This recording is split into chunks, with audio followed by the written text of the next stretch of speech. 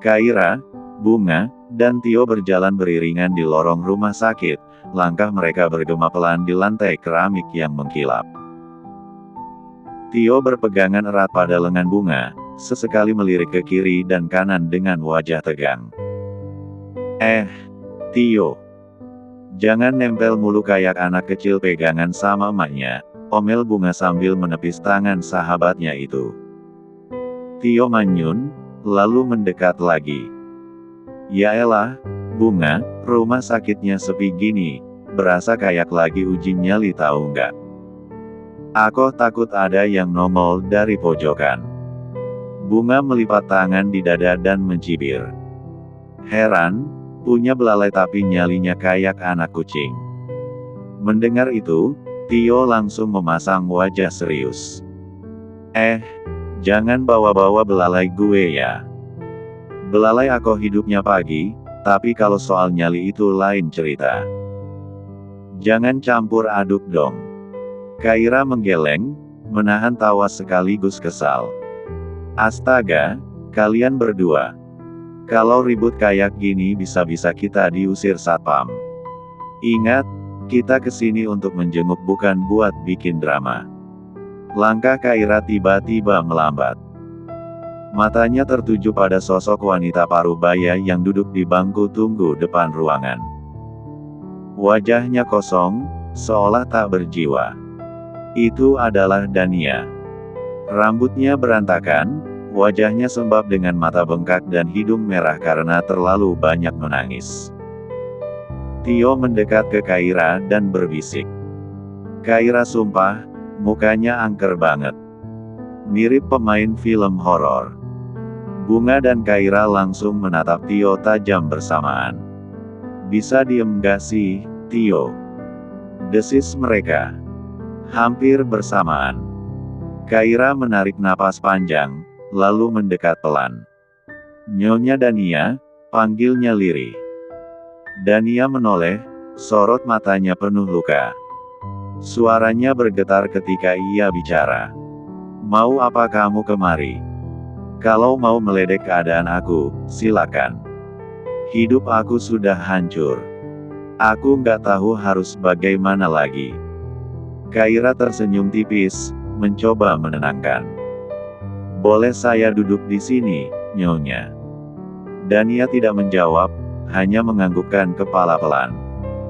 Kaira pun duduk di sampingnya, menjaga jarak agar tidak membuat wanita itu semakin tertekan.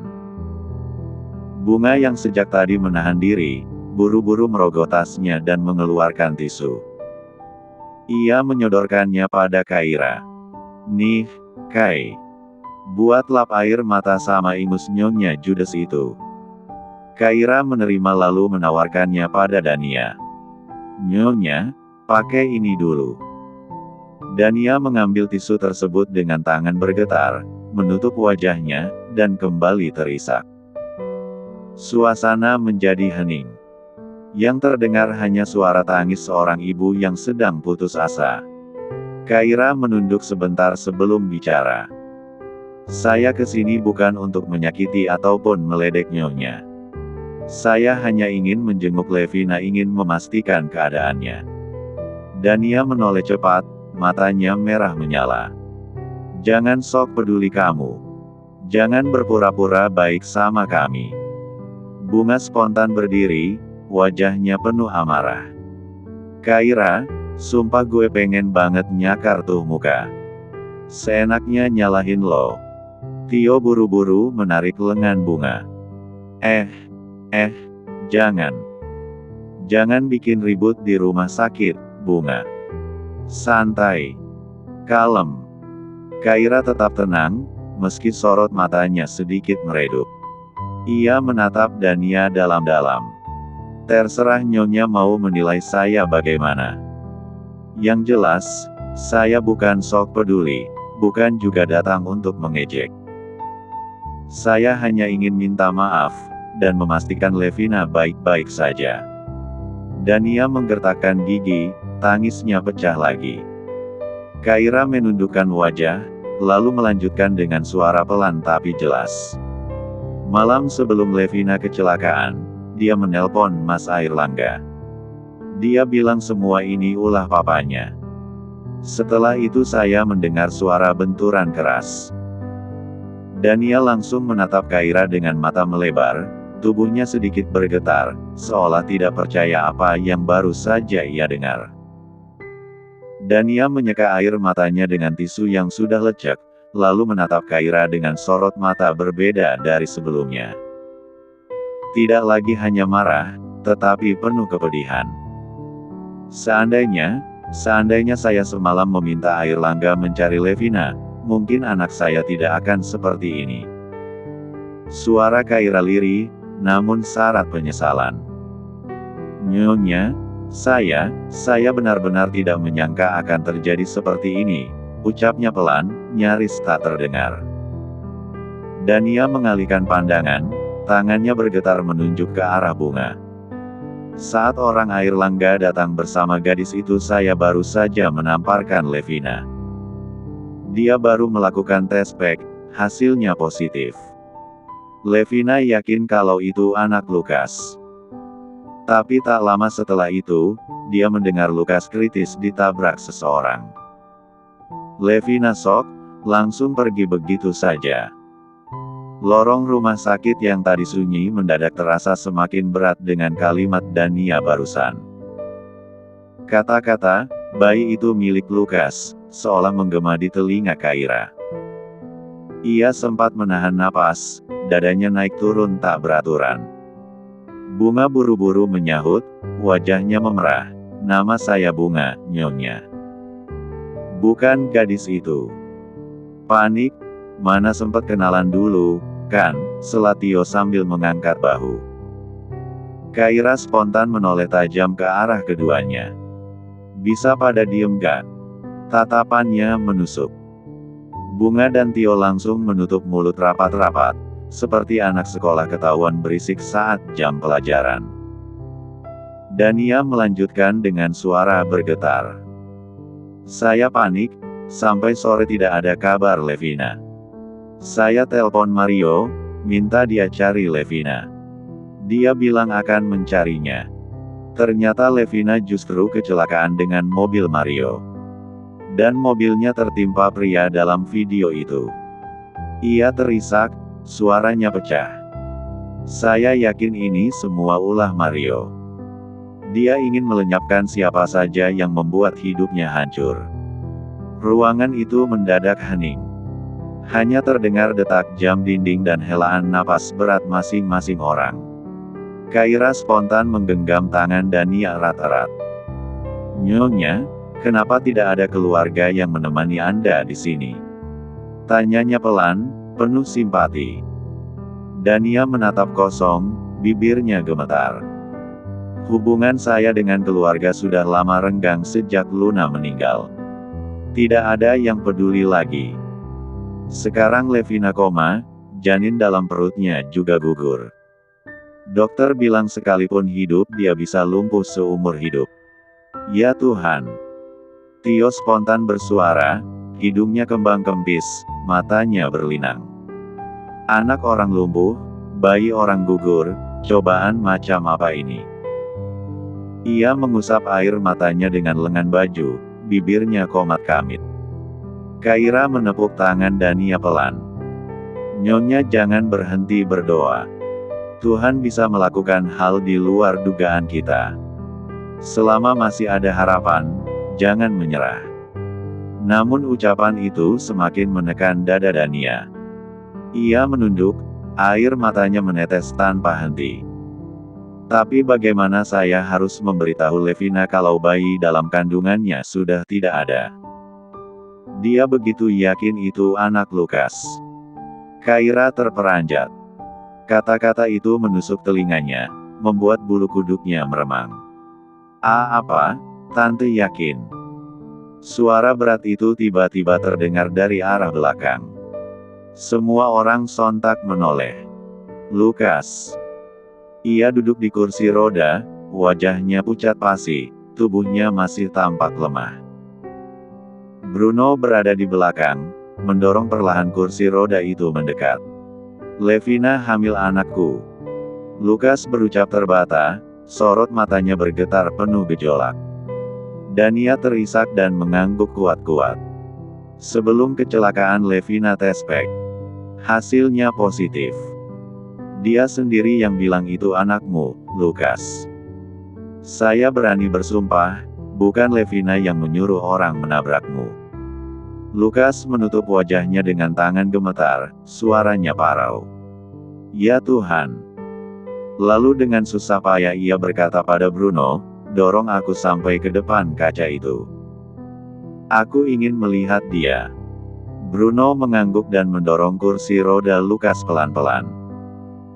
Begitu sampai di depan ruang perawatan, Lukas menatap Levina yang terbaring dengan selang oksigen, infus, dan berbagai alat medis yang menempel di tubuhnya. Napasnya memburu, matanya berkaca-kaca. Di saat hening itu, ponsel Kaira bergetar dari dalam tasnya. Kaira meremas erat ponselnya, wajahnya tegang setelah melihat nama Airlangga tertera di layar. Dengan cepat ia menekan tombol hijau. Kamu sekarang di mana, sayang? Suara Airlangga terdengar serak namun tegas di seberang. Kaira menoleh ke sekitar. Bunga dan Tio masih di dekat Dania, sementara Lukas diam terpaku di kursi rodanya, menatap Levina yang tak sadarkan diri di balik kaca ruang ICU. Aku masih di rumah sakit, Mas. Sama Bunga dan Tio, jawabnya lirih. Hening sebentar sebelum Airlangga menarik napas panjang, terdengar berat. Mario sudah tiada, Kaira. Dia tertembak saat baku tembak dengan polisi. Dia berusaha melarikan diri dan melawan petugas. Tubuh Kaira langsung kaku. Tangannya refleks menutup mulut agar suaranya tak pecah. Matanya langsung melirik Dania yang sudah lebih dulu terlihat rapuh, wajahnya penuh luka batin. Ya Tuhan, bagaimana dia akan menerima ini? Belum sempat Kaira menyampaikan kabar buruk itu, dua orang petugas polisi berjalan mendekat. Selamat malam. Mereka menyapa ramah, meski suasana jelas penuh ketegangan. Lukas menoleh penuh rasa ingin tahu, pandangannya tajam mengikuti setiap gerak polisi itu. Ada apa ini? Suara Dania pecah, serak dan gemetar. Salah satu polisi menyodorkan selembar surat kepadanya. Nyonya Dania, kami turut berduka. Suami Anda, Mario meninggal beberapa jam lalu dalam kontak senjata dengan aparat. Kami tahu ini berat, tapi kami wajib menyampaikan secara langsung. Surat itu jatuh dari tangan Dania. Tubuhnya limbung, wajahnya hancur seolah seluruh tenaga tersedot keluar.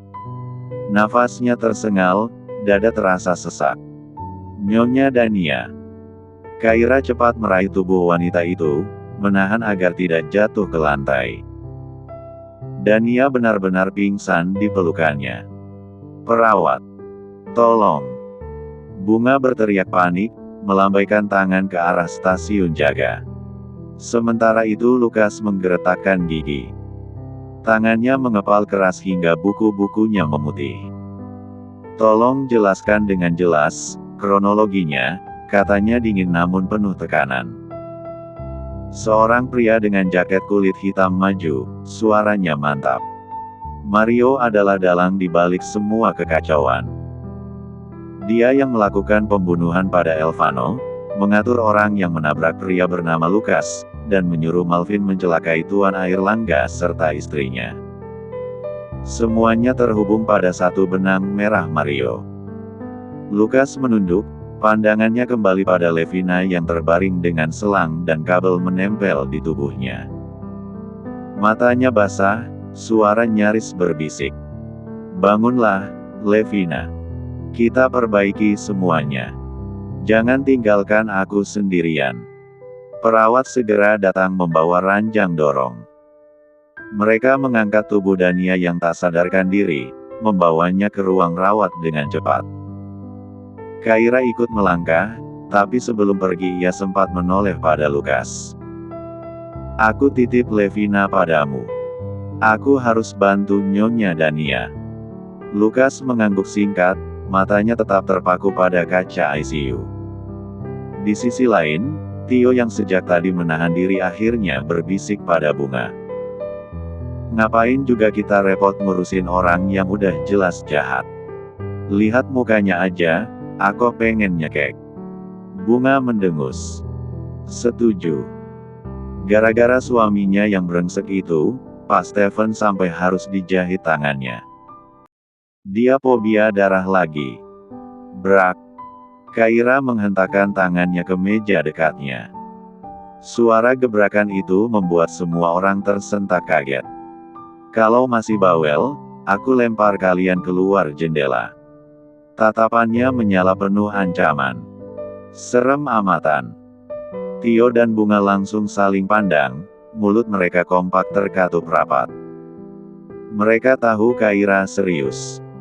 2 minggu setelah kejadian itu, Kaira terbangun di ranjang, matanya masih berat. Ia menoleh ke samping, tapi sisi ranjang kosong. Mas, panggilnya setengah sadar. Tidak ada jawaban. Kemana sih tuh orang? Ini kan hari libur. Ia duduk, menatap ruangan. Sepi. Panik merayap. Ia cepat bangkit, mencari ke kamar mandi, ke balkon, tapi Airlangga tidak ada. Baru saja ia hendak keluar kamar, ponselnya berdering. Nama suaminya tertera jelas di layar. Mas Airlangga. Serunya begitu tersambung. Pergi tanpa bilang apa-apa lagi. Kamu bikin aku setengah mati khawatir. Terdengar suara rendah, sedikit menahan tawa. Kaira, tenang. Aku cuma mau minta kamu pakai baju yang sudah aku siapkan di meja. Kaira mengerutkan kening. Baju? Baju apa lagi? Ia mengedarkan pandangan, dan benar di atas meja ada sebuah kotak persegi 4 berhias pita rapi. Ia mendekat, menyentuh pita itu dengan bingung. Kenapa sih, Mas?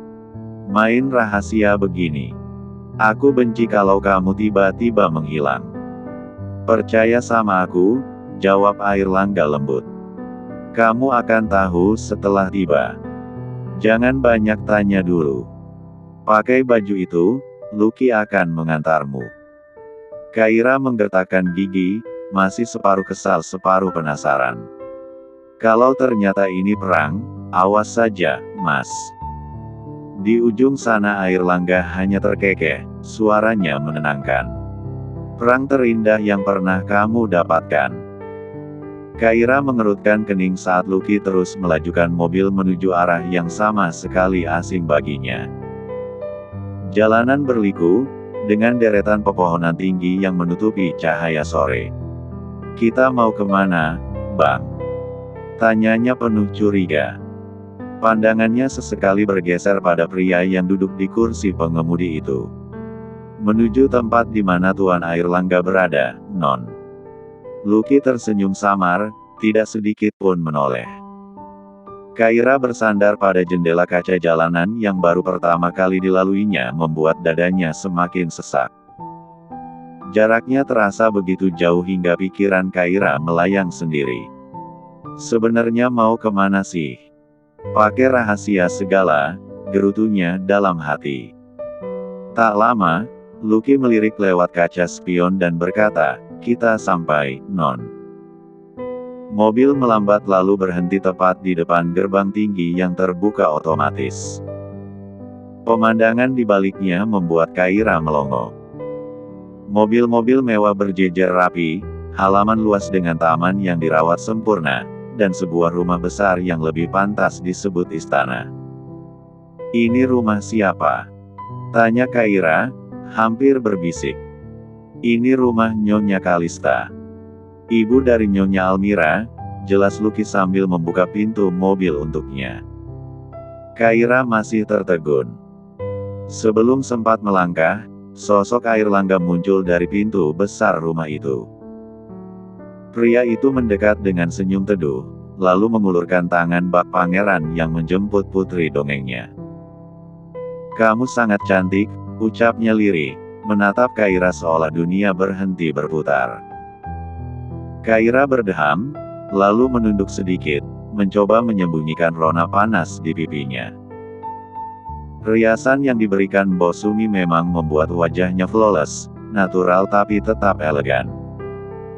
Namun, justru itulah yang membuatnya semakin salah tingkah.